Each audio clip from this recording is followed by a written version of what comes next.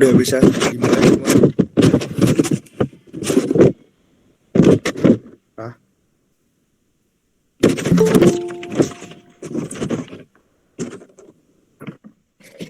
On cam.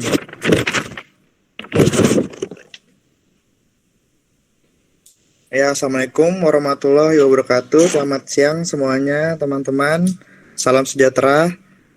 Apa kabar nih semuanya? Udah pada makan siang belum? Makasih banyak sebelumnya ya. Di siang-siang ini udah relain waktu untuk join di webinar kami. Makasih banyak semuanya. Kali ini kita akan membahas webinar mengenai UMKM Hebat Survive. Nah, yang dimana saat pandemi ini UMKM itu kan banyak banget yang menurun, banyak yang gurung tikar lah seenggaknya. Nah, di sini kita akan bahas dan kita akan sharing-sharing mengenai masalah tersebut. Untuk menjelaskan yang lebih lanjut lagi, saya akan memperkenalkan diri saya dulu. Pertama, nama saya Muhammad Zidan Kaf. Dan rekan saya Rafantan dan Suci Rahayu akan membawakan acara ini dari awal sampai akhir. Untuk pembukaan pertama bisa kita presentasikan langsung oleh Suci Rahayu.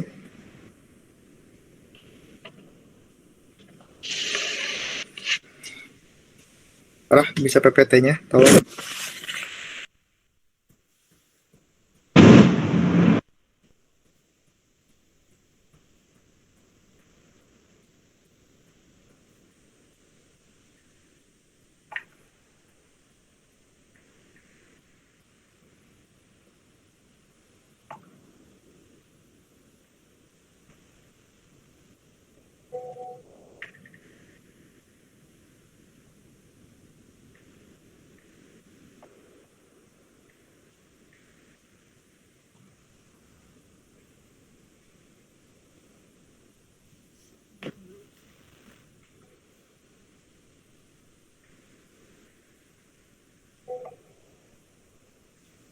Baik, di sini saya akan membacakan sedikit materi mengenai UMKM di masa pandemi.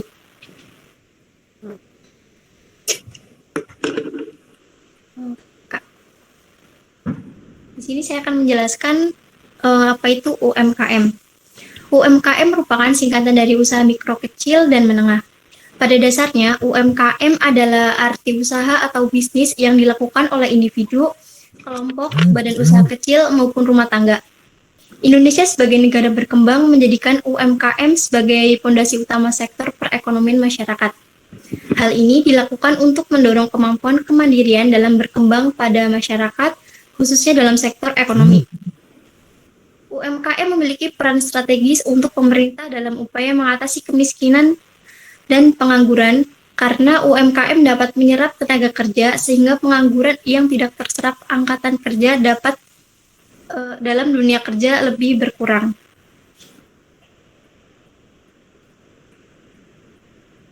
Kemudian di sini ada kondisi UMKM di tengah pandemi COVID-19. Pada saat pandemi COVID-19 melanda Indonesia, hampir seluruh UMKM terdampak. Beberapa di antaranya terkena dampak negatif, seperti mengalami penurunan kapasitas, mulai dari kapasitas produksi hingga penurunan penghasilan.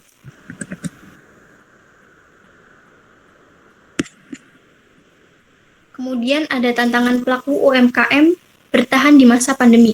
Yang pertama, yaitu strategi bisnis.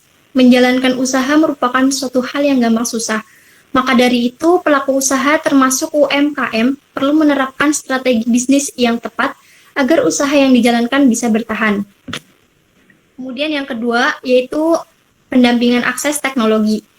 Di era serba digital seperti saat ini, pelaku UMKM memerlukan pendampingan akses teknologi untuk memudahkan dalam pengembangan bisnis. Kemudian yang ketiga yaitu akses pembiayaan. Dalam mengembangkan usaha, akses pembiayaan yang sulit merupakan sebuah tantangan besar yang harus dihadapi pelaku UMKM.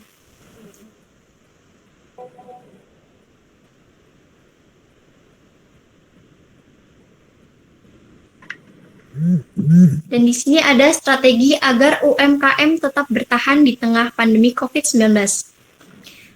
Untuk yang pertama yaitu lebih fokus pada penjualan online dengan memanfaatkan teknologi digital sebagai bahan promosi dalam penjualan. Kemudian yang kedua yaitu para UMKM harus berpikir secara kreatif dan inovatif agar bisnisnya bisa berjalan lebih baik dan mendapatkan keuntungan lebih besar. Kemudian yang ketiga, memanfaatkan jasa kurir atau Grab untuk mengirimkan produk kepada pelanggan. Yang keempat yaitu usahakan agar UMKM memangkas biaya pengeluaran yang tidak penting dan mengatur atau merencanakan anggaran dengan baik. Kemudian yang kelima yaitu menjaga komunikasi dengan pelanggan dengan cepat, proaktif, memberikan informasi dan menawarkan bantuan kemudahan. Kemudian yang terakhir, bergabung dengan komunitas agar bisa saling menguatkan, meningkatkan pengetahuan, membantu mempromosikan produk, dan membantu memenuhi kebutuhan produksi. Mungkin sedikit materi yang bisa saya bacakan. Mohon maaf apabila ada kesalahan dalam membacakan materi. Terima kasih. Ya, terima kasih Suci Rahayu atas pembawaan materinya dan sekaligus pembukaan materi. Selanjutnya kita akan memperkenalkan 3 pembicara kita. Yang pertama itu ada Yusuf Ariel selaku pengusaha BNC Laundry di kala pandemi. Yang kedua itu ada Anissa Nada Soraya Putri selaku owner dari Manokopi yang sempat bertahan juga tuh di kala pandemi. Nah, kita nanti akan dengar ceritanya. Dan rekan saya juga, dan kebetulan sahabat saya juga, Helmi, dia mempunyai usaha UMKM mengenai Fish & Co ya kalau nggak salah ya.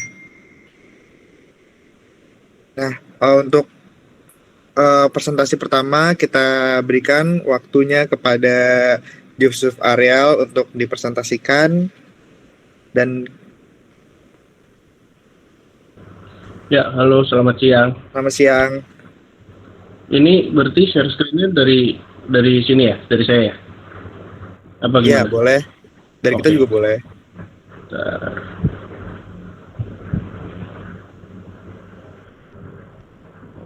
Oke. Wah, bentar. Salah.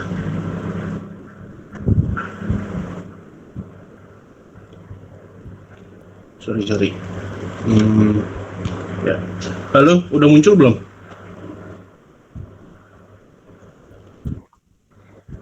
Oh ya, takutnya salah. Oke.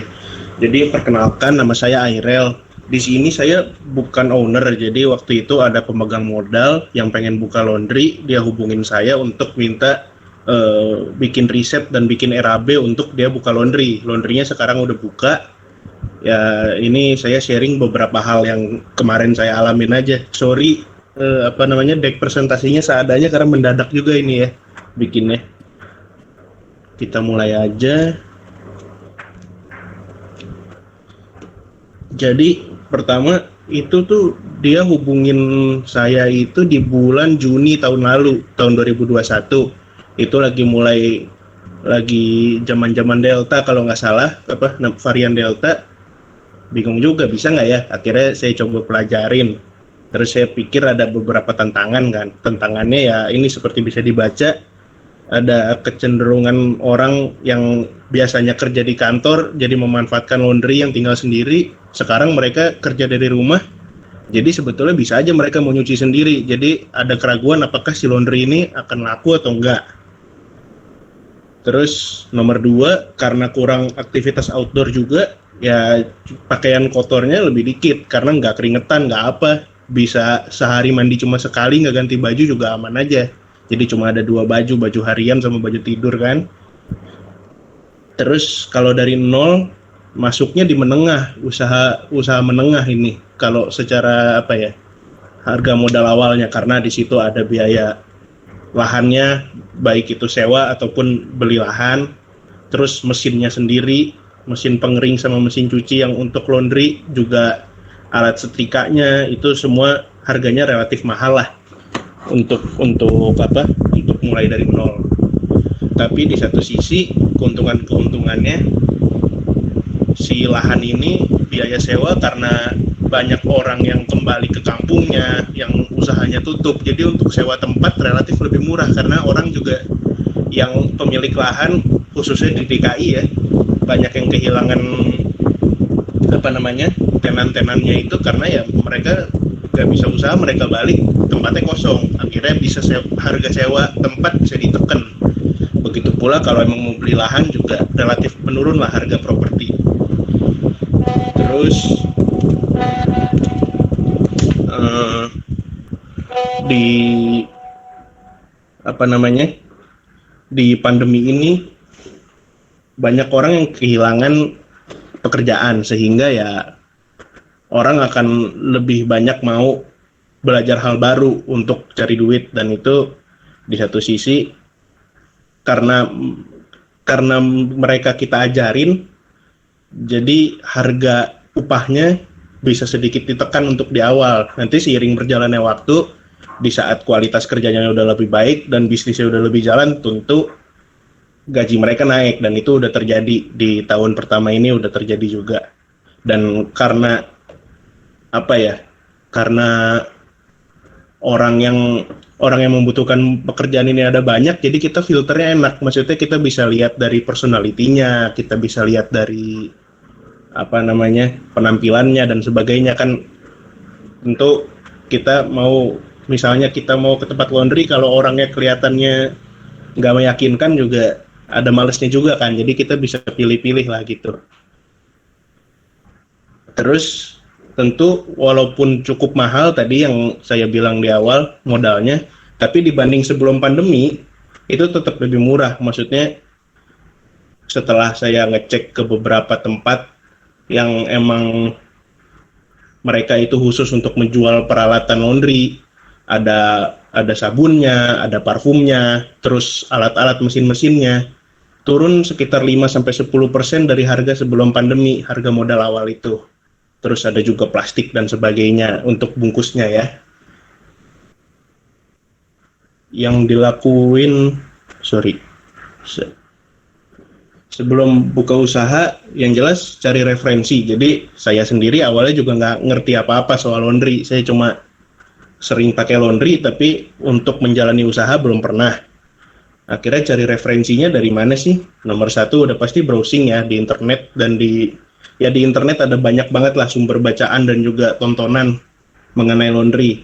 Mulai dari manajemen keuangannya, mulai dari obat-obatannya, parfumnya. Kira-kira kalau customer yang A suka wanginya yang kayak apa, customer yang B suka wanginya yang kayak apa. Jadi yang dilakukan adalah ada 3 pilihan parfum di BNC Laundry itu. Tinggal orangnya boleh pilih mau pakai yang mana parfum untuk setelah setrika itu. Terus di satu sisi cari referensi buat apa lagi? Cari kenalan-kenalan yang emang udah buka laundry, pengen tahu overhead cost-nya ada apa aja sih? Ada listrik, ada air, yang jelas itu 2 itu ya, yang jelas. Terus cari referensi juga, ternyata ada kerentanan bisnis laundry itu mesin-mesinnya bisa dicolong. Iya, nggak kepikiran sebelumnya. Akhirnya kita juga pasang CCTV. Maksudnya cari referensi itu perlu, bukan cuma sumber bacaan, tapi juga dari orang yang udah ngelakuin. Jadi kita bisa tahu trial and error yang udah mereka lakuin tuh apa aja sih, dan cara penanggulangannya gimana. Terus nomor 2, untuk mencari lahan itu tentu ya, dan sesuaikan anggaran dengan ya yang udah dikasih tahu sama penanam modal pada saat itu. Nomor 3 yang dilakuin itu survei harga pasaran. Jadi yang saya lakuin dalam 1 minggu tuh saya keliling di sekitaran daerahnya ini. Kebetulan daerahnya itu di masuknya pesanggerahan lah, pesanggerahan. Jadi keliling-keliling naik motor, lihat-lihat harga laundry, sambil ada beberapa yang ngetes nyuci, beberapa cuma basa-basi aja nanya harga. Dan yang nanya harga sama nanya apakah bisa diantar atau enggak. terus apakah ada paket bulanan atau enggak, yang kayak gitu-gitulah. Terus perhatikan kebutuhan pasar. Pada akhirnya ternyata di daerah tempat BNC Laundry ini buka, untuk rumahan nggak terlalu, tapi justru akhirnya yang diincer tuh untuk tempat penginapan itu cuci spray, cuci sarung bantal, terus ada juga karpet. Akhirnya yang dilakukan adalah kita beli mesin untuk ngeringin karpet. Bentuknya tuh, aduh sorry nggak ada fotonya ya, tapi yang dilakukan itulah menyesuaikan diri akhirnya dengan pasar, dan ternyata pasarnya itu lebih ke industrial, walaupun tetap ada customer rumahan juga, tapi nggak sebanyak untuk itu cuci karpet terutama ya, sama spray dan sarung bantal dan anduk gitu-gitulah. Terus setelah semuanya terkumpul ya bikin RAB, maksudnya dari A sampai Z, bukan yang awal kan yang pasti paling gede itu kan lahan, tapi sisanya dicari lagi gitu. Oke, dilanjutin. Ini yang dilakuin, ini kurang lebih urutannya kurang lebih seperti ini ya. Untuk apa namanya? Untuk membuka usahanya yang dilakuin, pertama setelah udah ada RAB langsung sewa, karena kita akhirnya sewa daripada beli, lebih masuk akal sewa pada saat itu. Terus interior designer ini sebetulnya orangnya sendiri, miliknya sendiri, jadi gampang lah, dan dia juga udah ada tukang kenalan yang akhirnya mereka juga bikin RAB untuk pembangunan tempat itu. Setelah itu beli alat-alat tuh apa aja sih? Mulai dari mesin cuci 2, dryer 2, terus setrika 2. Setrika itu setrika uap, jadi ada kompor, ada boilernya sendiri. Boiler tuh apa ya? Ya pokoknya untuk uap lah gitu ya. Terus bikin price list itu berdasarkan riset dan berdasarkan riset pasar dan melihat modal yang dikeluarkan, akhirnya kekumpullah pertimbangan price listnya, dan habis itu setelah si owner setuju udah langsung kita cetak.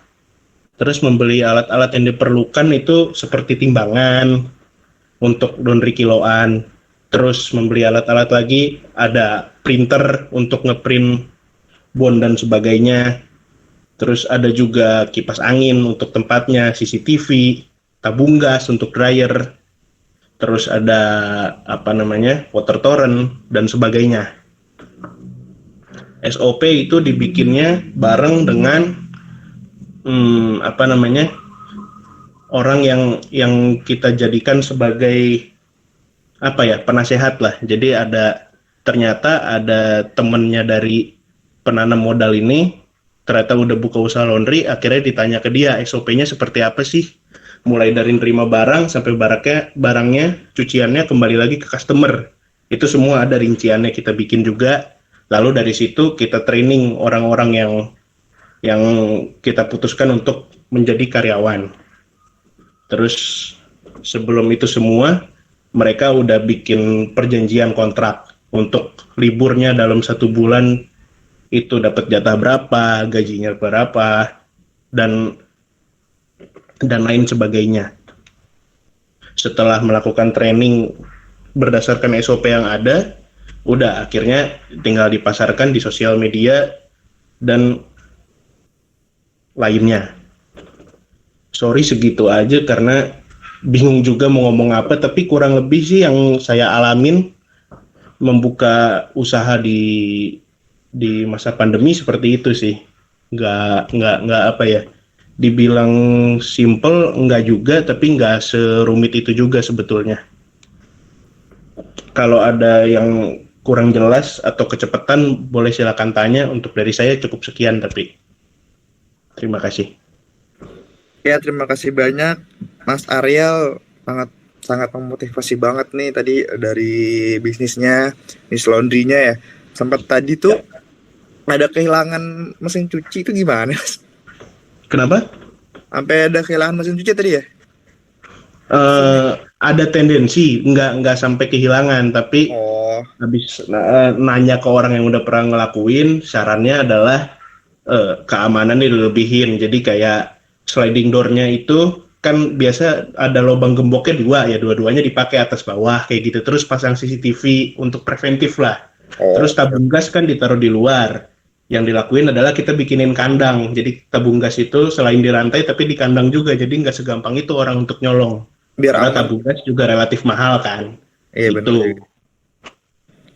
Ya untuk teman-teman semua yang hadir di webinar kali ini, ada yang ingin ditanyakan nggak dari presentasinya Mas Ariel? Boleh kalau mau ditanyakan bisa open mic, ntar bisa dibantu jawab sama Mas Ariel langsung. Ya dipersilakan teman-teman.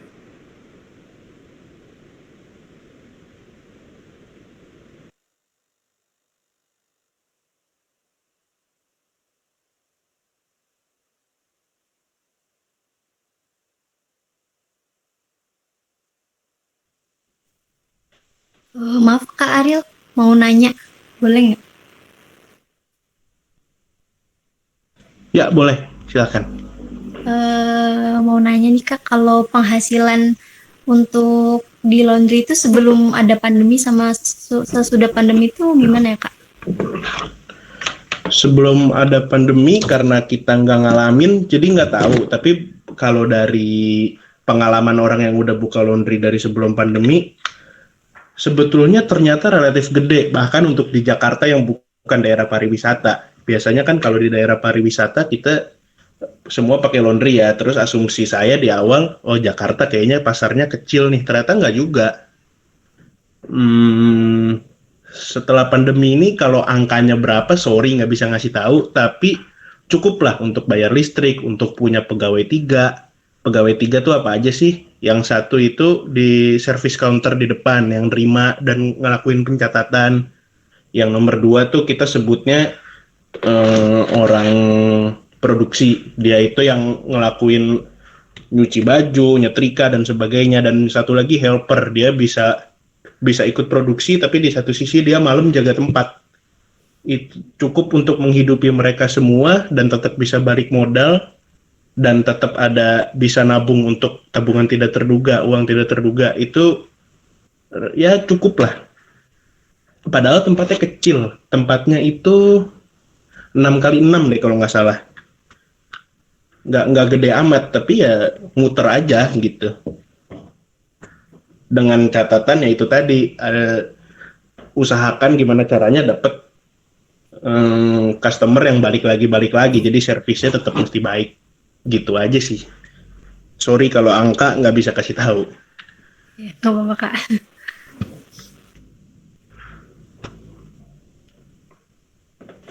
Makasih banyak Kak Ariel atas jawabannya dari pertanyaannya. Makasih juga udah bisa jadi buat gambaran nih untuk teman-teman kalau mau buka usaha gimana. Nah teman-teman, ini tuh tadi pengalaman Mas Ariel selama lagi pandemik buka usaha gimana, dan terobosan juga tuh lagi pandemik buka usaha laundry dan segala macam. Makasih banyak juga Mas Ariel.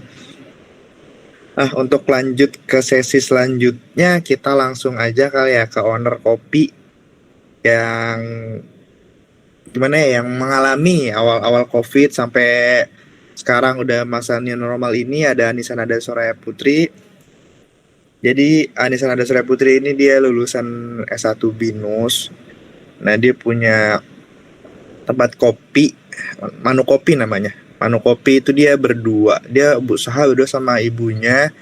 Nah Anissa Nada ini dilepas sebagai manajer operasionalnya Manu Kopi sendiri, selaku owner juga. Bisa sharing-sharing Kak Anissa? Halo.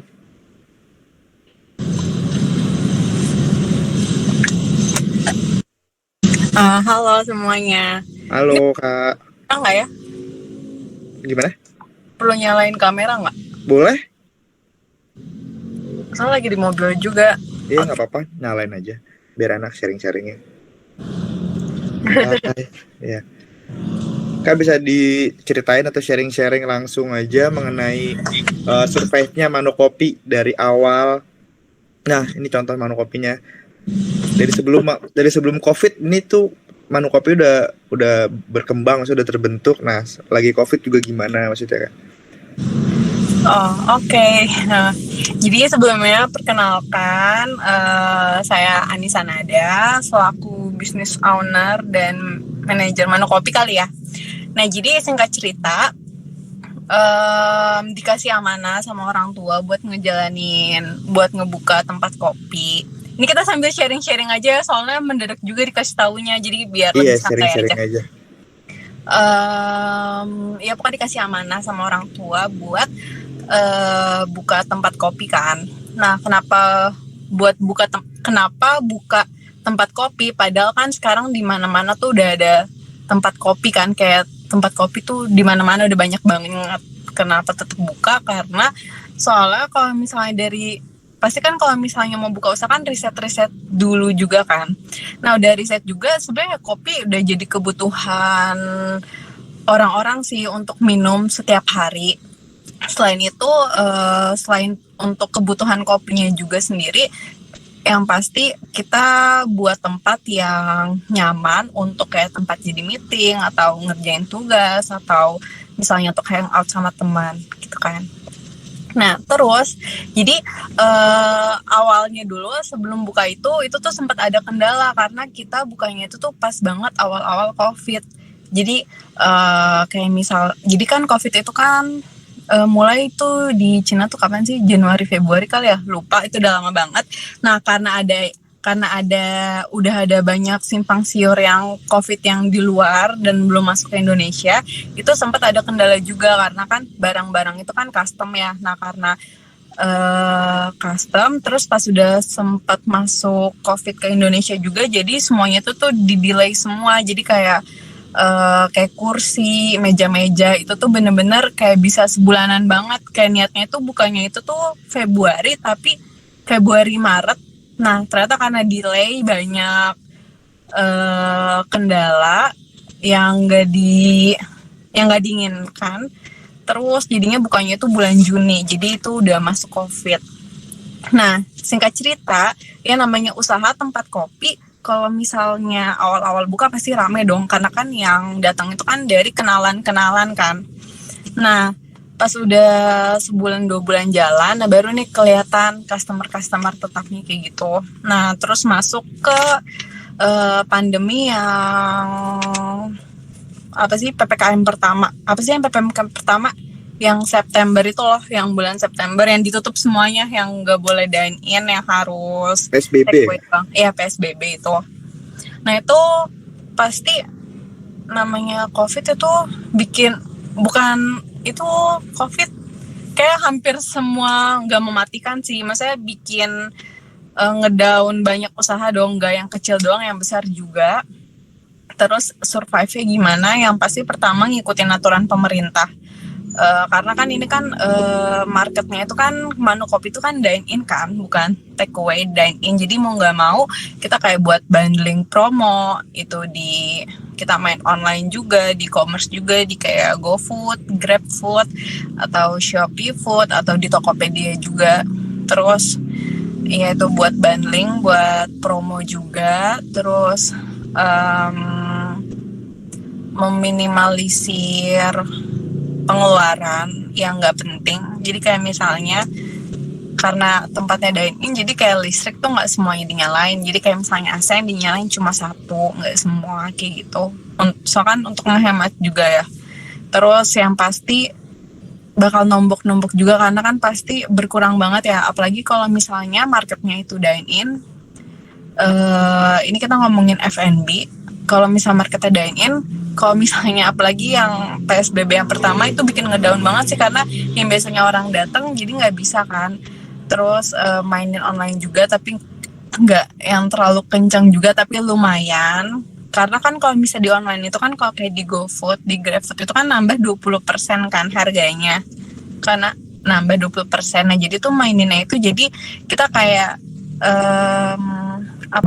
pesen langsung ke kita, terus kita orderin gosennya gitu, jadi lebih murah lah kayak gitu, atau diantar juga bisa sempat. Terus apa aja ya, bingung, coba dong tanya dong, soalnya bingung mau ngomong apa juga. Iya Kak, ada pertanyaan juga nih. Kalau misalkan dari pandemi gitu kan biasanya dine-in tadi bilang dine-in itu kurang kan, soalnya kan ada pemberaturan pemerintah tuh yang mewajibkan untuk dine-in. Nah kalau untuk penjualan itu sendiri pasti itu menurun kan ya. Gimana tuh solusi kakak eh, untuk market market up lagi dari brand-brand kakak yang sempat turun, cara menjualnya gimana selama pandemi gitu? Oke, jadi pasti yang ngalamin bukan saya doang, tapi semuanya pasti Ya, menurun. Nah, itu gimana ya? Terima aja. terima aja. Em, ya bener-bener muter otak sih, gimana seenggaknya tuh nggak yang jatuh banget apa penghasilannya, maksudnya salesnya kayak gitu. Ya itu kayak coba mungkin dari nawarin ke orang kenalan kali ya, teman terdekat. Tapi enggak sih sebenarnya, karena kan kalau kalau saya itu bukan tipe orang yang suka nawarin kayak misalnya jualan terus nawarin ke orang-orang dekat, itu nggak mau maksa juga gitu. Jadi ya paling mainin di online sih, kayak siapin makanan minumannya, terus difoto semenarik mungkin, edit terus taruh di online, terus dibuat ads-nya juga, iklannya kayak gitu sih. Terus mungkin kalau misalnya ada kalian punya teman kayak selebgram yang followersnya lumayan banyak, kan bisa tuh kayak nge-endorse di dia. Nah kebetulan itu waktu itu aku ada kenalan dari om, jadi aku tuh ngasih ke Nagita, Tinaka, ke Naysila, sama ke almarhumnya siapa sih tuh, suaminya Vanessa Angel kan. Dan itu tuh lumayan ngebantu banget. Nah jadi kalau misalnya kalian kayak ada kenalan yang kayak selebgram yang followersnya lumayan banyak, coba aja sih minta tolong sama mereka, karena itu lumayan ngebantu banget. Seenggaknya kayak walaupun misalnya salesnya naiknya nggak seberapa, tapi kayak buat brand awarenessnya tuh jadi kayak oh tahu nih ada Manu Kopi kayak gitu loh, lumayan. Itu kalau misalnya nggak mau ngeluarin budget dari masang ads itu sih. Terus paling penting ya itu sih promo, karena kan kalau misalnya lagi PSBB apalagi tadi banyak juga kan yang kehilangan pekerjaan karena COVID kan. Jadi kayak orang tuh pasti bener-bener kayak nge-keep uangnya banget gitu loh, karena takutnya ada kebutuhan yang lebih penting daripada kayak cuma ngopi doang. Jadi ya itu buat promo, buat bundling kayak gitu. Gitu. Tanya lagi nih ngomong Iya apa. kak, ini kan ada pertanyaan dari rekan kita, Rafantan kan, dia nanya tuh, mau nanya kan ada sebagai startup yang terbilang baru, bagaimana cara agar dapat memperbesar nama Manukopi hingga sekarang ini? Gimana sih kak? Kayak Manukopi dari awal banget kan orang nggak tahu sampai besar kayak gini, udah lumayan juga followersnya. Yang oke, jadi yang pertama itu semuanya bukan F&B doang, service sih. Jadi gimana caranya biar kayak customer, karena ini marketnya dine-in, kita ngomongin dine-in, gimana biar orang tuh nyaman gitu. Kalau misalnya ngopi berarti nge-training baristanya ya untuk jadi ramah, yang nggak cuek gitu loh. Jadi kayak menciptakan suasana yang nyaman, terus dari tempat juga kayak gitu. Terus sama karena saya backgroundnya itu marketing, jadi tahu maksudnya gimana nih biar namanya agak berkembang gitu ya. Yang penting kan yang pasti kan riset dulu kan dari tempat sekitar, terus dari harga-harganya juga, dari tempat-tempatnya juga. Tapi karena Manu Kopi itu kan ada di Pondok Pinang, bukan tempat nongkrong, jadi harganya juga nggak tinggi-tinggi banget sih. Terus seiring berjalannya waktu ada customer tetap, terus mainin di online sih itu lumayan penting juga. Terus pokoknya jangan menciptakan apa ya, suasana yang gak nyaman aja sih. Karena kalau misalnya kayak dari customer datang nyaman, pasti kan dia dari mood ke mood nongkrong di sini aja, tempatnya enak, atau minumannya enak, atau baristanya enak nih kayak gitu. Dari kayak gitu sih. Jadi ya itu, mainin online ya itu. Oke, udah cukup tuh kak. Kak, satu lagi pertanyaan ini, kan Manu Kopi namanya unik tuh, Manu Kopi. Nah itu terinspirasi dari mana sih kak, Manu Kopi itu? Manu Kopi diambil dari, jadi waktu itu lagi random aja kan, bingung mau namainnya apa, terus tiba-tiba kepikiran Manu, ambil dari kata manusia. Jadi ngambil dari filosofinya manusia.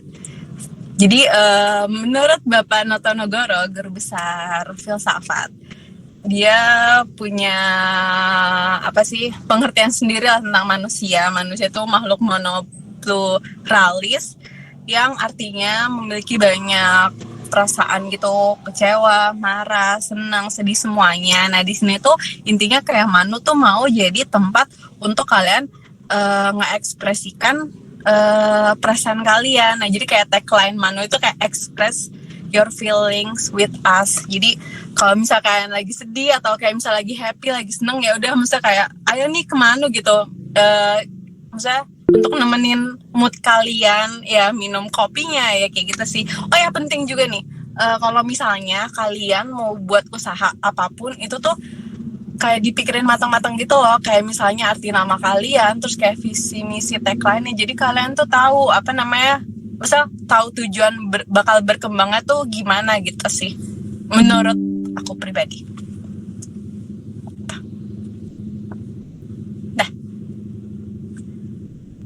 Dah, suaranya Dan lu nge-mute dan Sorry. Kak, itu ada pertanyaan dari Amelia Dwi. Ada pertanyaan kayak, Kak, mau nanya, dari berbagai F&B, kenapa kakak pilih coffee shop untuk bisnis kakak? Kenapa nggak yang lain-lain, misalkan kayak makanan atau apa sekarang lagi banyak tuh, apa tuh, dimsum mentai lah atau sate taichan lah. Kenapa kakak milih kopi? Kenapa milih kopi? Karena kan tadi kan aku kan dikasih amanah sama orang tua kan, kalau misalnya buka usaha mau nggak maksudnya apa yang dipelajarin kayak dari pendidikan di kuliah itu maksudnya dipakai gitu. Kenapa mau kopi? Karena aku suka kopi. Terus orang tua aku yang kayak modalin gitu istilahnya juga suka kopi. Terus kopi itu ya tadi aku bilang kayak udah kebutuhan orang-orang gitu sih. Jadi yang pasti selain rasanya yang enak, karena kan tempat kopi kan pasti punya ciri khas masing-masing, tetap kayak dari tempat juga. Terus kenapa nggak pilih makanan? Karena kalau misalnya makanan itu karena mungkin kalau makanan nggak tahu, aku mau kopi aja, so aku suka kopi. Karena kopi itu bukan kayak sekedar kopi pahit gitu, tapi tuh ya banyak pokoknya. Ya ada itu, aku bingung mau ngomong apa. Ya makasih teman-teman yang udah nanya. Apakah teman-teman ada pertanyaan lagi untuk Kak Anissa Nada sebagai owner dari Manu Kopi? Sekiranya cukup mungkin ya. Apa tambahan lagi Kak Anissa? Enggak sih, itu aja. Cukup, sekiranya cukup. Ya makasih banyak Kak Anissa. Semoga Manu Kopinya makin lancar, makin maju, makin ramai terus. Promo-promonya ditambah banyakin biar mahasiswa-mahasiswa atau teman-teman kayak kita jadi sering mampir kan. Orang-orang sekarang mampir jadinya promo tuh, ya kan.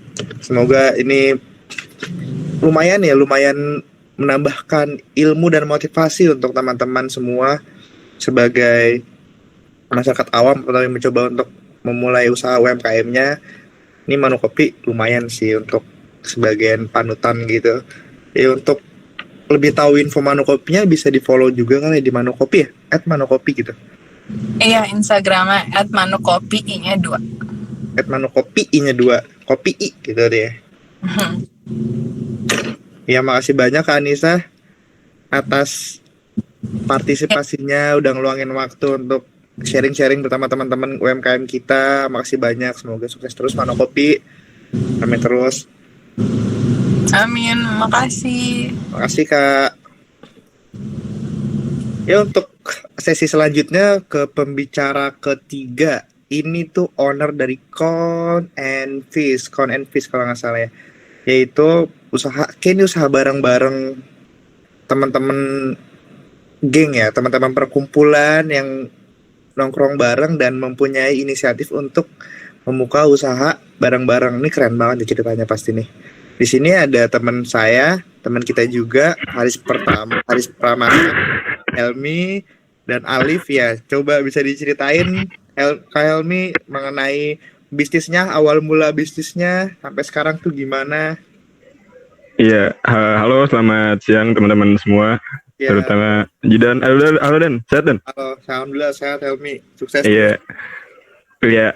Jadi saya owner dari Count and Fish. Saya juga founder. Saya mulai Count and Fish itu dari kampus, dari acara kampus di Universitas Muhammadiyah Jakarta. Sebelumnya saya mulai Count and Fish itu karena kesukaan saya sama dunia baker ya, dunia masak. Tapi walaupun background saya sebenarnya akuntansi, sekarang juga jadi akuntan publik di salah satu perusahaan. Jadi saya mulai ini karena waktu itu kayak penasaran aja gitu loh, sama hasil-hasil masakan saya yang orang banyak bilang lumayan lah gitu. Kita trial di acara kampus, di event kampus di Universitas Muhammadiyah Jakarta. Awalnya itu saya kerjasamanya sebenarnya sama teman-teman kampus saya. Saya banyak tukar-tukar pikiran sama mereka tentang gimana sih cara bangun bisnis nih, gimana. Gue punya ide, gue punya kemampuan yang bisa dibilang lumayan lah untuk start bikin usaha gitu loh. Karena pertama juga yang kalau bisa saya saran sama teman-teman bila mau buka usaha itu ya yang paling pertama itu cintanya dulu sama usahanya, sama setiap produk yang dihasilin, kayak pengen menghantarkan kesenangan gitu loh. Ini loh produk yang kami punya, bisa buat have fun kalau teman-teman mau nikmatin gitu. Terus juga saya mulai dari bawah banget sih sebenarnya, dari yang cuma modal ya sekitar 10 juta doang. Sekitar 10 juta kami mulai usaha di kampus, di event-event yang ada di Universitas Muhammadiyah Jakarta. Waktu itu juga karena saya kenal sama beberapa banyak anak organisasi, jadi gimana nih mau gabung nggak jadi tenan di acara kampus gitu. Mereka nawarin, ya udah kayak saya jalan aja.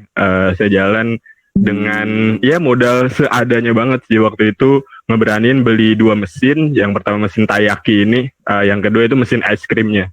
Jadi ya sebelumnya saya nggak pernah, ini yang pengalaman saya yang mungkin kesalahan saya juga, saya nggak pernah R&D sebelumnya. Jadi di awal-awal usaha itu saya R&D-nya malah dadakan langsung ke customer. Itu sebenarnya suatu cara yang salah sih, yang teman-teman mending jangan tiru gitu loh. Karena R&D itu penting banget, research and development, karena gimana kita orang tahu si konsumen ini nikmatin produk kita, penilaian mereka itu ternyata itu sangat penting gitu loh. Jadi karena awamnya saya, ya udah saya menyelam menyelam sambil minum air gitu, belajar sambil tahu nih caranya gimana sih, cari resep yang baik gimana, ya kayak gitu sih. Tapi alhamdulillah di 4 hari pertama itu saya senang gitu, karena ya pasti awal-awal ya banyak yang nanya, ini taiyaki itu apa sih gitu loh. Takoyaki ya, itu different, itu berbeda taiyaki sama takoyaki gitu. Taiyaki itu basicnya bentuknya ikan gitu, jadi adonannya itu kayak waffle gitu sebenarnya. Nah kalau di Jepang atau di Korea itu biasanya isinya itu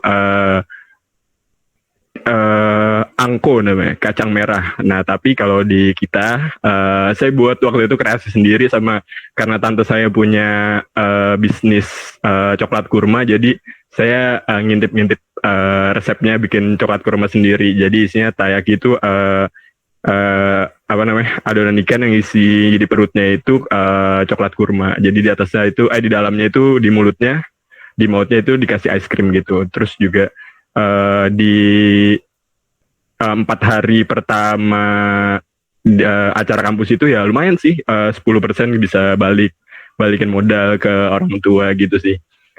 Dan seterusnya itu dimulai sebelum pandemi ya, itu dimulai sekitar bulan November, karena pandemi kira-kira masuk bulan Desember atau Januari gitu ke Indonesia. Waktu itu kita juga karena mau coba untuk ekspansi nih ke kampus lain, kita coba waktu itu ke UI, kebetulan fakultas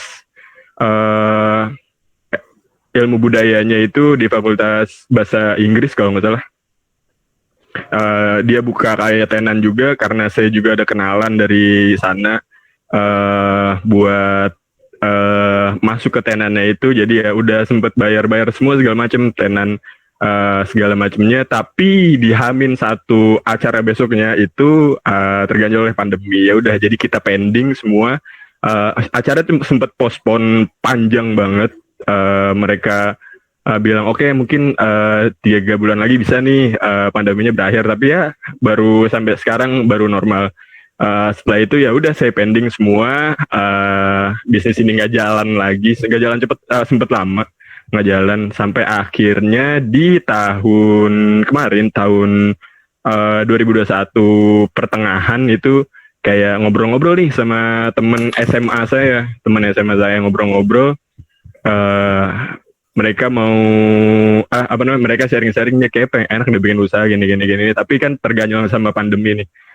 Kebetulan juga karena punya visi misi yang sama dan enak diajak kerja bareng gitu loh, karena udah dari teman SMA. Ya udah jadi kita jalan di sekitaran bulan Agustus atau September gitu tahun kemarin kita jalan lagi dan ngeluarin produk-produk yang baru lagi, yaitu ini kan Taiyaki originalnya itu isi ice cream gitu. Jadi kita putar otak ya gimana nih kira-kira. Nah, karena teman saya ada brand juga sebelumnya, dia punya kayak rice bowl gitu, dia bikin inovasi. Kita bikin inovasi kalau Taiyaki ini bisa ternyata diisi sama katsu gitu. Dari sana ya udah kita mulai jalan sampai akhirnya masuk Ramadan tahun kemarin itu kita jalan dan ya alhamdulillah responnya baik. Kita bisa mungkin kenalin lagi apa sih itu Taiyaki, karena ini marketnya sangat kecil, yang tahu juga dan di Indonesia juga jarang. Jadi saya pikir kesulitannya sih di sana ya, kesulitannya untuk masarin ini. Tapi dari beberapa pemilik bisnis yang saya pernah ngobrol, mereka untuk teman-teman gitu info, mereka tuh jalan promosi bisa dimulai itu ternyata dari TikTok gitu, karena TikTok trafficnya ngacak banget, FYP bisa di mana-mana bisa masuk, dan dari TikTok itu mudah sekali masuk lagi untuk ke Instagram. Jadi itu sih awal mula rintis usaha ini sampai akhirnya di bulan November kemarin kita udah stop untuk jual B2C atau business to customer sama sekali, karena saya juga udah mulai kerja gitu. Jadi bisnis ini kami jalankan untuk usaha sampingan kami, tapi ya alhamdulillah tuh sempat sekarang juga modal udah balik sekitar 60%-an. Jadi ya walaupun sedikit-sedikit bisa lah gitu untuk tetap bertanggung jawabin balik modal sama buat bagi hasil ke 4 orang gitu. Dan juga itu tadi sih teman-teman jangan berhenti kalau misalnya punya bisnis tuh, inovasi sama promosinya jangan dikendorin gitu loh. Buat yang mulai walaupun sedikit-sedikit itu tuh sangat berdampak yang besar ya, karena sekarang kami Kawan NVC ini sudah jalan sebenarnya bukan ke bisnis B2C tapi balik lagi ke bisnis B2B. Kami dihubungin di bulan November itu, kami dihubungin sama salah satu GM di di restoran itu, GM-nya PT Ismaya. Mereka ngasih kabar ke kami untuk minta kami sebagai vendor untuk penyediaan kaun Taiyakinya itu. Jadi kaun yang bentuknya ikan ini mereka minta pesan ke kami gitu. Jadi ya alhamdulillah dari November sampai sekarang kami terjalin kerjasama itu ya. Jadi setiap antar Sabtu Minggu kita kirim mereka ke sekitar ada 7 outlet, 7 atau 8 outlet ya. 6 di Jakarta, 1 di Cibinong, sama 3 di Surabaya. Kayak gitu sih. Untuk itu mungkin teman-teman yang mau ngawalin bisnis F&B itu yang paling pertama saran dari saya itu R&D-nya dikencengin sih. Emang R&D itu agak pusing. Kenapa? Karena pertama itu menyedot dana yang besar, yang kedua juga waktu dan kayak ngebaca selera konsumen di Indonesia tuh beda loh ternyata. Sama yang kalau teman-teman punya produk dari luar terus mau dimasukin ke sini, lidah kita tuh, orang kita tuh agak unik gitu loh. Apalagi sama penilaian orang Indo tuh kayak banyak, cepet banget nyebar ke media sosial. Nah itu yang harus dihati-hati sih.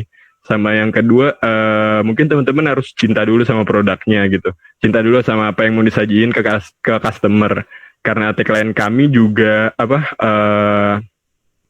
ayo sini mendekat untuk nikmatin ini yang pengennya Taiyaki itu kayak rasa rumahan yang otentik Jepang gitu loh, untuk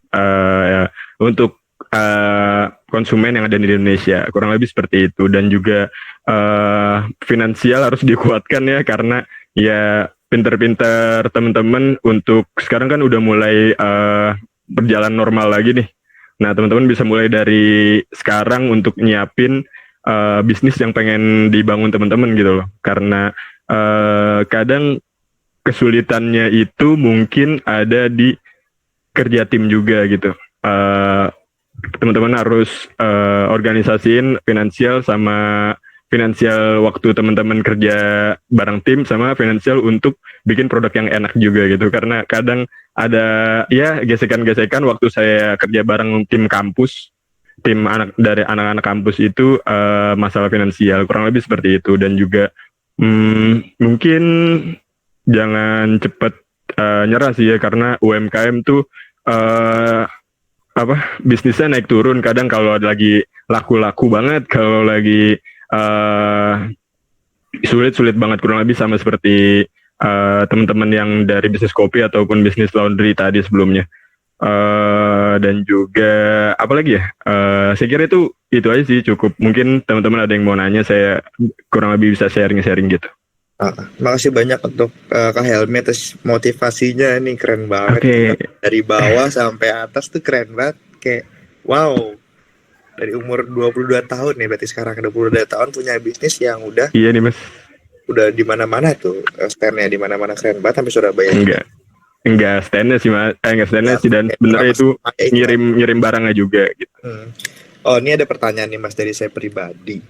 Iya. Kan ini jalanin bisnisnya kan Mas sendiri, terus ngerangkul teman-teman kan dari SMA juga kan. Nah, ada kendala nggak? Karena kan kadang kalau jalanin bisnis sama teman-teman tuh suka ada yang egois sendiri, maunya menang sendiri, maunya lebih banyak atau segala macam. Cara menyatuin pala kepala tuh gimana sih, Kak Helmi tuh? Kerangkul satu misi itu susah tuh kayaknya. Oke, mungkin kalau sebenarnya ngadepin orang tuh ya, kalau saya pribadi ya, mungkin saya juga ada salahnya juga pas ngelit bareng teman-teman gitu. Cuman kalau yang saya bedain dari antara tim kampus sama tim yang saya sekarang ini, mungkin ke komunikasinya ya. Karena waktu di kampus itu saya ngelit lumayan banyak orang, sekitar 8 orangan. Jadi saya agak mikir banyak juga gitu loh, karena mereka juga maunya apa sama yang kita bawanya apa kan, sedangkan kita yang bawa modal gitu, kita yang megang modal. Saya pertama dengerin dulu sih yang apa yang mereka mau gitu dari bisnis ini sebenarnya, dari yang udah saya share ke mereka tentang pengen jalanin bisnis loh kayak gini. Dan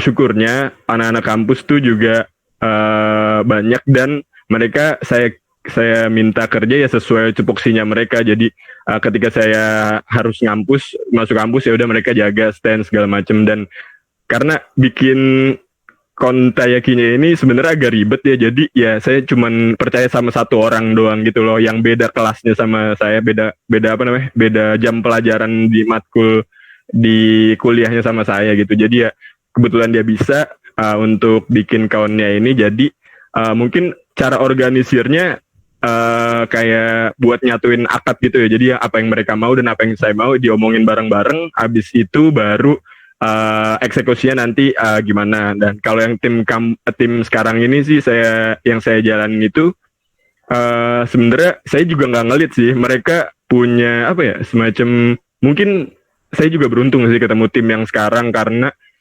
mereka juga orangnya pinter-pinter, orang supel-supel juga untuk ngatur job desk mereka masing-masing gitu loh. Jadi ya kalau eh saya nggak berkesempatan karena di hari-hari tertentu saya harus masuk kerja dan mereka bisa bantu dengan kayak ya belanja mungkin atau organisasiin buat invoice apa atau segala macamnya, karena kita dengan bisnis B2B sekarang lebih apa ya, lebih menjaga kualitas yang sangat baik gitu loh untuk ke bisnis lain yang kita yang dijadiin kita sebagai vendor gitu. Dan juga ngobrol sih paling penting. Kalau ini kan kalau ada apa-apa jangan ditahan gitu loh, karena walaupun ya saya sebagai owner juga saya menerima sangat luas kritikan apapun yang dari ya apapun yang masuk dari tim gitu. Kurang lebihnya seperti itu sih Jidan. Gitu. Mute dan lu di mute. Oke, itu mungkin tips and trick dari Kak Helmi nih, keren banget gila tips and triknya untuk ngerangkul orang-orang dari yang punya misi berbeda dan jadi satu. Itu tips dari Kak Helmi, itu teman-teman semua bisa dicontoh atau bisa diambil ilmu yang ada di Kak Helmi ini, keren banget sih. Nah, ini ada pertanyaan lagi nih Kak Helmi. Mas Iya, Dan. Helmi tanya, kenapa bisa dapat ide Taiyaki yang dimana di Indonesia itu sangat jarang sekali bisnis ini? Dapat dari mana tuh ide Taiyaki? Kenapa nggak itu aja tuh yang Indonesian banget lah, apaan lah ini, kenapa Taiyaki gitu? Pertama mungkin apa ya, saya juga suka dengan masak gitu lah.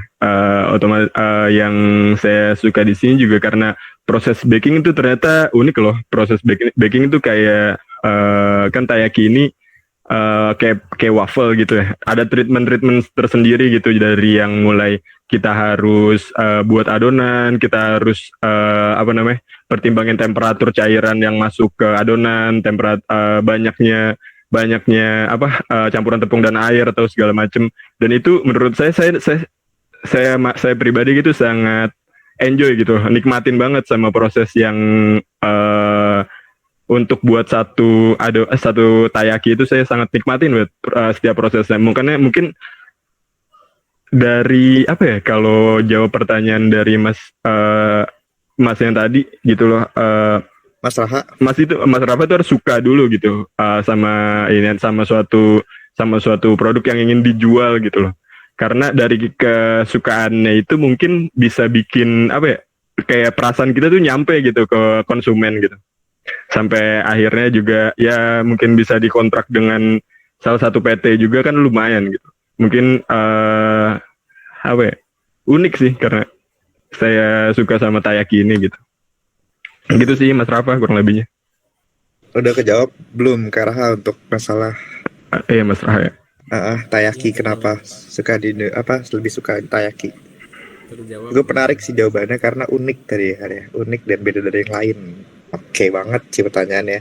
Untuk teman-teman yang lain ada pertanyaan lagi nggak untuk Kak Helminya? Ini udah motivasi banget ini. Kak mau nanya, Oh iya. kalau buat tantangan terbesar pas mulai bisnis Taiyaki ini apa Kak tantangannya? Tantangan terbesarnya ya kalau ditanya itu mungkin kayak apa ya, karena salahnya saya nih, balik lagi nih salahnya saya kebanyakan ngobrol sama orang-orang yang mungkin agak ya toksik ya. Karena saya banyak ngobrol sama mereka terkait apa ide yang saya punya sih, dan mungkin dari ngobrol itu juga saya jadi agak down gitu sama penilaian mereka tentang bisnis saya, karena ini termasuk bisnis yang baru dan orang-orang kayak nggak kenal gitu loh, Taiyaki itu apa sih gitu. Mungkin lebih ke apa ya, percaya diri aja sih sama apa yang mau teman-teman sajikan ke konsumen gitu loh. Karena ya rezeki udah ada yang ngatur gitu. Jadi ya usaha sebaik mungkin tuh nggak bakal mengkhianati hasil gitu. Itu sih Mbak, gitu sih Mbak. Kurang lebihnya. Udah kejawab belum Kak pertanyaannya? Kayak menarik juga. Iya, makasih banyak ya Kelmi ini kan punya rekan-rekan ya, dan masing-masing nih. Aku mau nanya nih untuk yang peran media sosial buat bisnis ini nih. Peran sosial media buat bisnis ini tuh apa sih? Kayak apa ya? Kayak cara promosiin B2B yang dibilang tadi, bisnis to bisnis tuh gimana tuh cara promosi? Gimana tuh ada sendiri Mas Alif atau siapa, Aris atau siapa yang menjalani itu? Bisa tolong Iya, jelaskan? sebenarnya peran sosial media itu sangat penting ya, karena apa? Saya juga buat promosi sebenarnya menekan biaya seminimal mungkin, karena ya ongkos produksi kita lumayan besar, dan dengan itu juga apa ya, manfaatin sih teman-teman sosial media, karena misalnya teman-teman punya ide apa gitu, teman-teman bisa minta bantu kok sama teman-teman SMA atau teman-teman lingkungan sekitar gitu untuk bantu nih wujudin ide itu untuk promosi gitu loh. Saya juga teknis di promosi itu diatur sama teman saya gitu. Saya berusaha dengan baik mengatur foto produk yang menarik gitu ya. Saya minta tolong sama teman SMA saya yang lain untuk dimanfaatin buat produksi dengan budget yang minim gitu. Dan juga feeds yang ada di entah itu Instagram atau nanti teman-teman mau punya TikTok bisa langsung dipromoin di TikTok, itu sangat bagus sekali sih, karena orang lain yang ngelihat yang nikmatin konten itu juga bakal mungkin bertanya sama kita, sama ini Taiyaki itu apa sih, dan akhirnya mereka juga akhirnya memutuskan untuk beli kah, atau memutuskan untuk jalin komunikasi dulu, karena waktu itu juga kita ditawarin untuk jadi vendor itu dari DM Instagram gitu. Jadi karena mereka ngecek Instagram kita, ngeliat Instagram kita di @count_envis, mereka DM, GM-nya nge-DM gitu, Mas ini bukan Mas, maksudnya ya ini apa sih Taiyaki gitu loh. Oh ya, ini saya ya udah dijelasin sama tim segala macem. Oh bisa nggak kita minta sampel gitu. Nah waktu itu sekitar seminggu atau 2 mingguan, 2 minggu mereka kita kirim-kiriman sampel gitu sama mereka. Jadi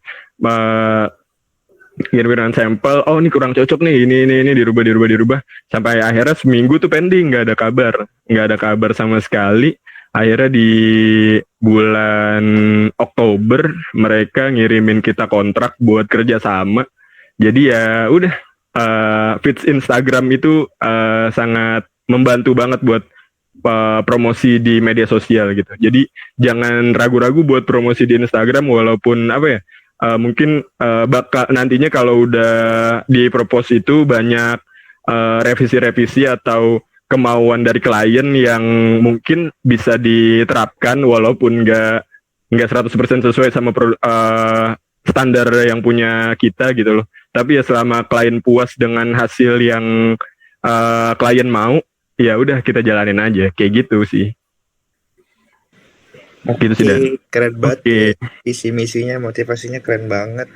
Tapi emang itu Helmi, di setiap job desk misalkan ada yang sosial media itu ada orang sendiri, apa Mas Helmi si Kak Helmi megang semua itu sendiri?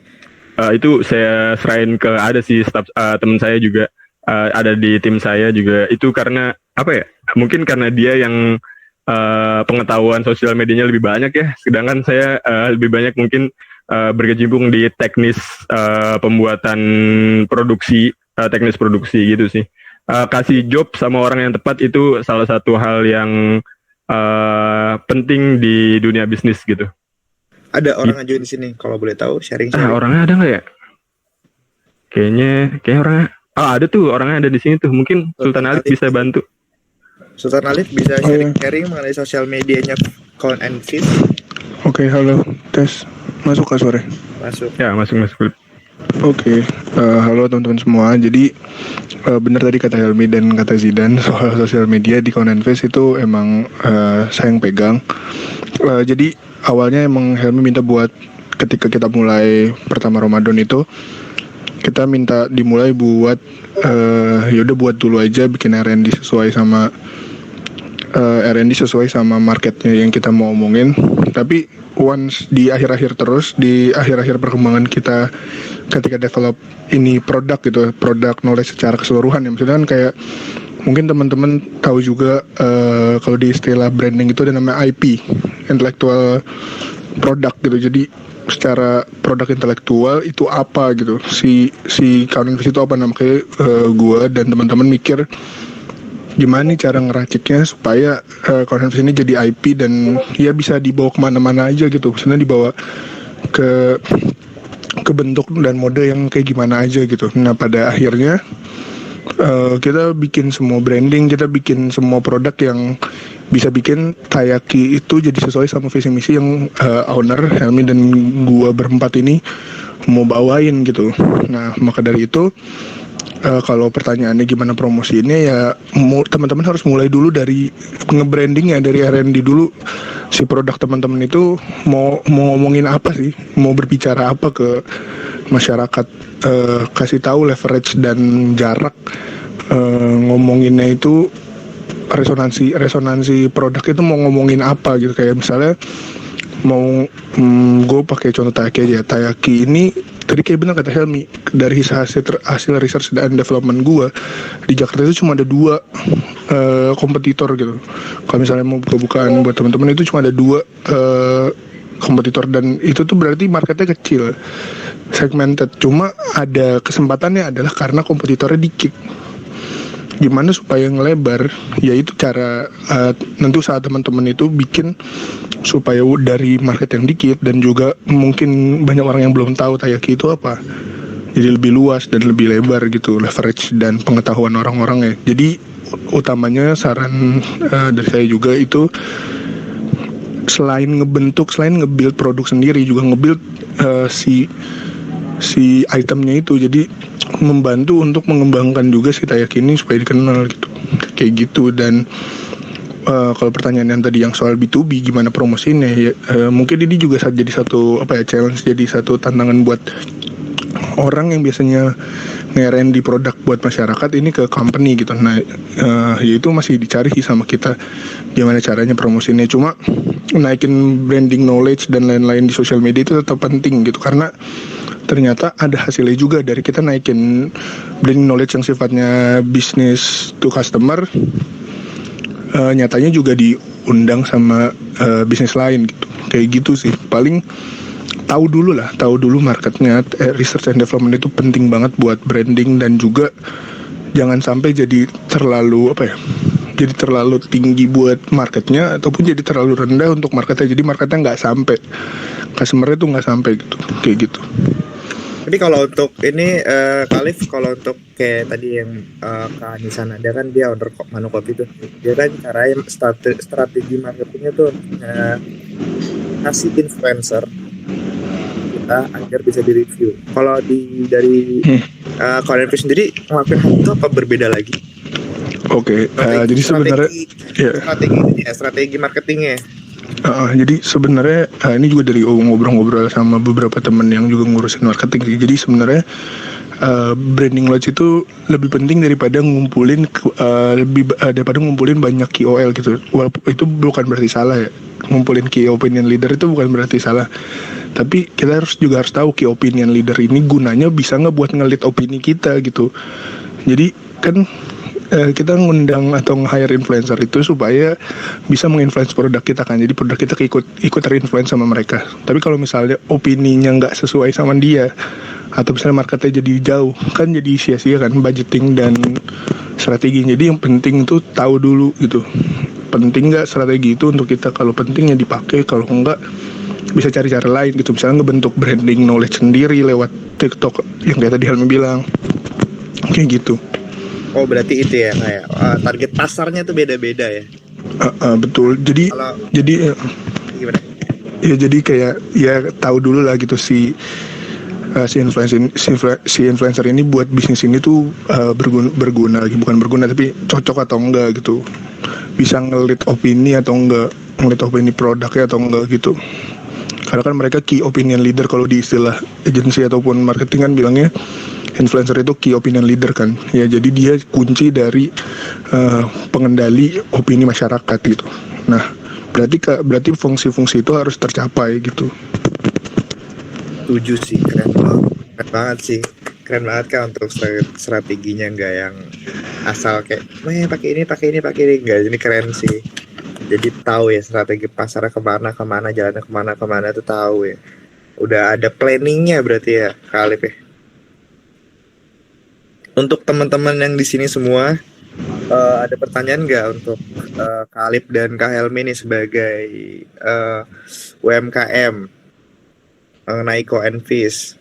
Kalau untuk ini Kak Helmi, baik lagi Kak Helmi ya. Untuk ke Kak Helmi, waktu pandemi itu kan sempat turun, sempat besar-besar banget ya, sempat yang kayak nggak bisa ngapa-ngapain. Itu emang fokus ke itu ya, fokus ke B2C aja ya. Iya, waktu 2021 kemarin kan mau mulai lagi bikin produksi. Jadi ya yang mau kita anterin ke konsumen tuh yang produk yang baru dari kita gitu. Ya, produk yang baru dari kita, dan itu mungkin kayak ngenalin lagi nih, ini loh co-envis yang 2021 gitu. Berbeda dengan yang 2018 kemarin yang adanya tuh di acara-acara kampus aja. Kemarin juga kita sempat bisa kok kirim lewat Gojek atau Grab kayak gitu sih. Jidan. Berarti udah ada tuh di aplikasi Gojek. Iya, udah ada sih. Tapi sekarang untuk B2C-nya kita belum jalan lagi sih sejujurnya gitu loh. Lebih ke untuk B2B ya, karena lebih sekarang lebih ke B2B. Iya betul, karena lebih pasti juga dan setiap minggu PO-nya juga lumayan, jadi ya kita ngelirik ke arah sana. Untuk masa depan sebenarnya pengen juga untuk direncanain buat punya offline store sendiri gitu. Biar bisa dine in dan nikmati tahu lebih dalam tentang apa sih ini Taiyaki gitu. Gitu sih. Dan mungkin tadi nambahin sedikit tentang influencer tadi, mungkin yang perlu dititik beratkan gitu, pesan yang kita mau itu sampai sih sebenarnya ke konsumen ketika kita ngelakuin promosi dari influencer gitu, dan influencer bisa nangkep apa enggak nih pesannya, kurang lebih sih seperti itu gitu Jidan. Iya, oke, paham sih. Mungkin kita udah di penghujung acara, mungkin ya Kak Helmi dan Kak Alip, makasih banyak untuk sharing-sharingnya, motivasinya. UMKM keren banget. Ini udah dari zero to hero lah ini ya. Keren banget sih. Enggak lah, belum lah. Kayak udah lumayan lah. Udah balik modal 60% itu udah lumayan. Wow sih, lumayan menghasilkan sih di umur sekarang yang masih generasi 420O tuh. Keren banget sih. Nah, mungkin ada pertanyaan lagi nggak dari teman-teman? Atau bisa kita tutup aja dari semuanya. Dari saya rangkum dari semuanya, dari pembicara 1, pembicara 2, pembicara 3 itu pembicara 1 mengenai tentang laundry saat pandemik, itu gerakan di pas pandemik ya. Sebelum pandemik tuh keren banget sih, motivasinya ada, ide banget. Kalau untuk owner coffee si Yanisa Nada itu keren banget, semangatnya banget, poinnya tuh dapet kayak semua itu bermakna, nggak yang asal bikin punya uang enggak, ini emang tertata semuanya, keren banget untuk survive juga di masa di pandemi kemarin, saat PBB ke new normal tetap bertahan tuh keren banget sih. Untuk co-envis Kak Helmi dan Kak Alip tuh keren banget sih untuk sharing-sharingnya, motivasi ke teman-teman UMKM tuh dapat banget sih dari nol itu, karena perjalanan Kak Helmi itu keren banget sih. Mungkin semuanya terima kasih ya untuk ngeluangin waktunya di webinar kali ini. Alhamdulillahirrahmanirrahim, kita tiba di acara penghujung acara. Terima kasih atas perhatiannya dan kerjasamanya hadirin semuanya. Mohon maaf atas kekurangan. Semoga ilmu yang kita dapat saat ini bermanfaat di masa yang akan datang. Nih ada nih kata-kata bagus nih. Harta semakin hari semakin habis, tetapi ilmu tuh semakin hari semakin bertambah. Waalaikumsalam warahmatullahi wabarakatuh. Makasih banyak teman-teman semua yang hadir. Ya, terima kasih Jidan. Makasih Mas Zidan. Terima kasih Mas Ariel Jusuf. Makasih semuanya. Sangat termotivasi ini. Terima kasih ya. Bisa kita tutup ya semuanya. Makasih.